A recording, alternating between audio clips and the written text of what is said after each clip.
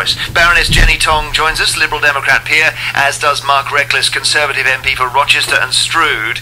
Mark Reckless, go to you first if we can. You obviously are with the Prime Minister on this, are you?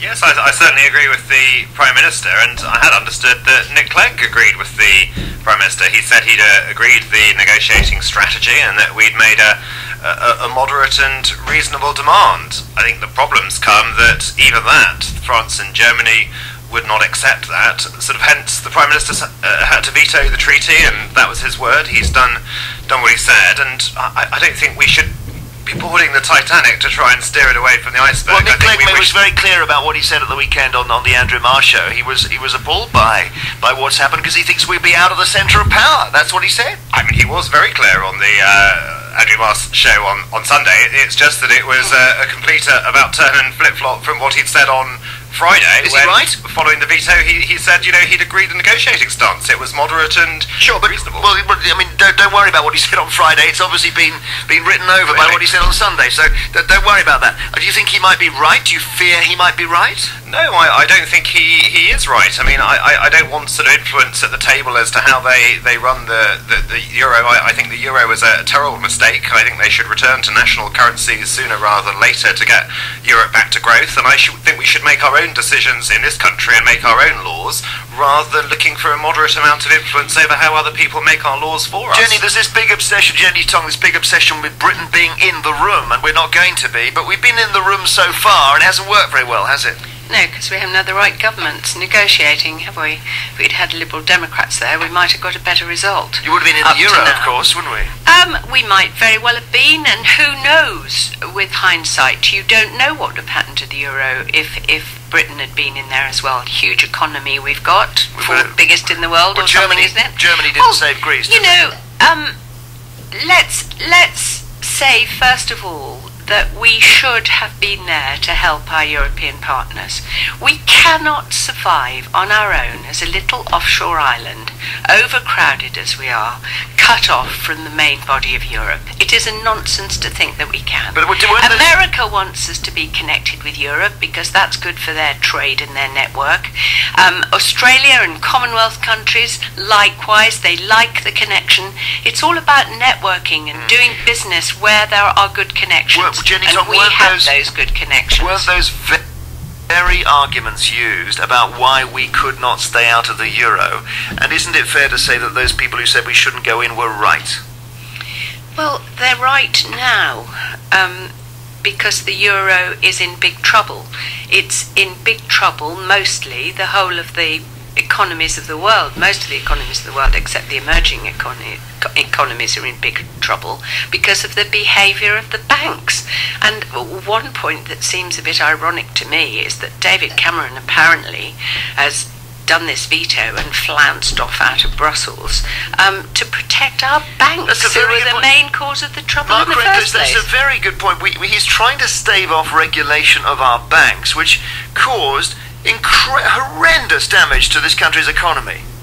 And that's why we want to apply bigger capital requirements in the UK than the European Union will allow. It's why we want to split the investment casino, so described, banking from the retail banks to make our banks safer. But again, if I miss this is a slight bit of sophistry, isn't it? Because actually the Europeans want a Tobin tax, they want a transaction tax, and you do not want to go that far. They want a Tobin tax which will destroy the city.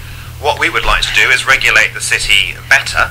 We would like to have higher capital requirements than the EU will allow, and we would like to split retail banking from investment banking, which the EU is creating difficulties. So Jenny Tong, leave it with the Conservatives and the Lib Dems if they feel like it, and the banks in this country will be regulated more toughly than they would be by France and Germany.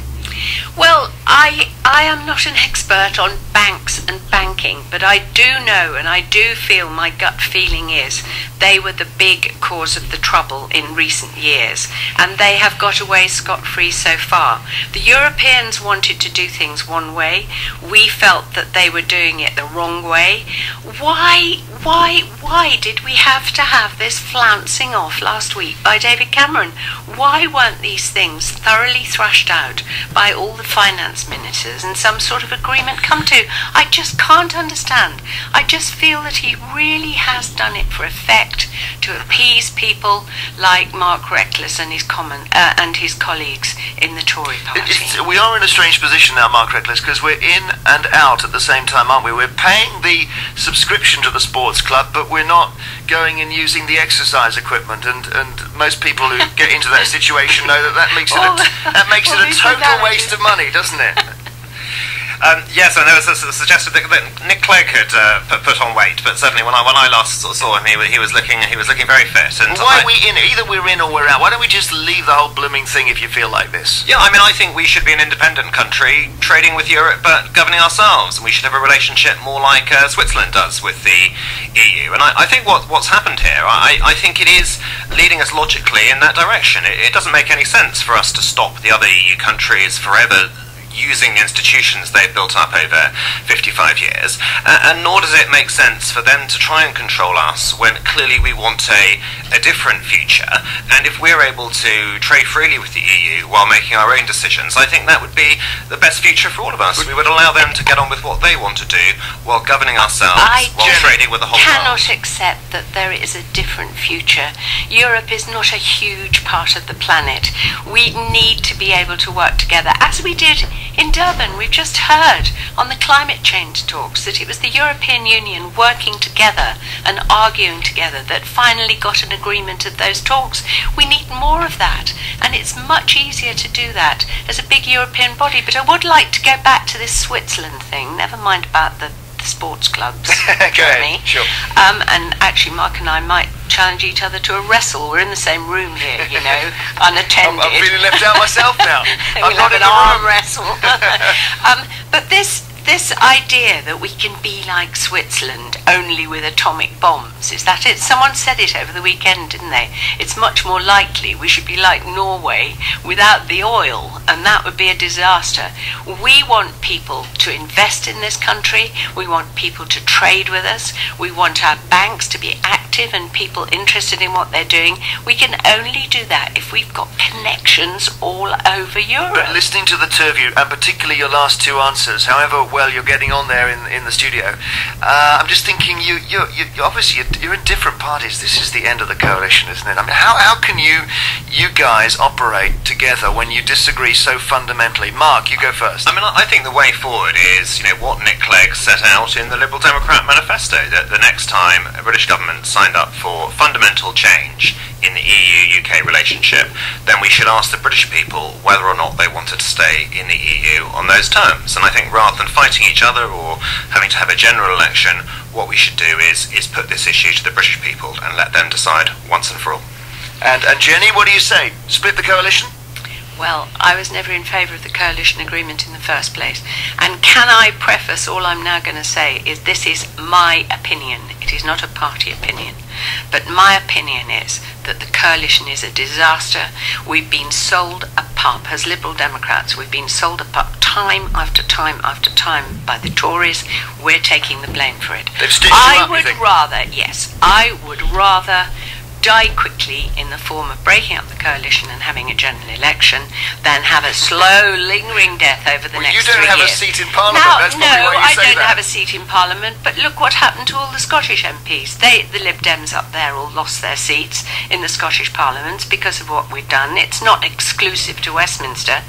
And I think, everyone thinks, the Liberal Democrats, they'll have a terrible time. If we have a general election, they'll be decimated. Yeah, okay, it's happened before. The Lib Dems can stand that. We're very used to troughs and highs. When I joined the party, there were only 6 members of Parliament. Look where we are now. We've got ministers in government. We can do it. The Lib Dems will never go away. We shall regroup and start again. All right. But there's I have to pick you up on the contradiction of wanting to be out of government and at the same time taking pride that you've got ministers in there. You've either got to, as you say, die quickly, or you stay in it. That's right. They've had their experience. So you don't want the ministers anymore, you want to get out? No, I want to get out, but Thank you. is a personal All right, opinion. understood. Thank you both very much indeed. Big day in politics. Baroness Jenny Tonge, Liberal Democrat peer, and Mark Reckless, who is Conservative MP for Rochester and Strood. Good afternoon, it's Jeremy Vine here on Radio 2.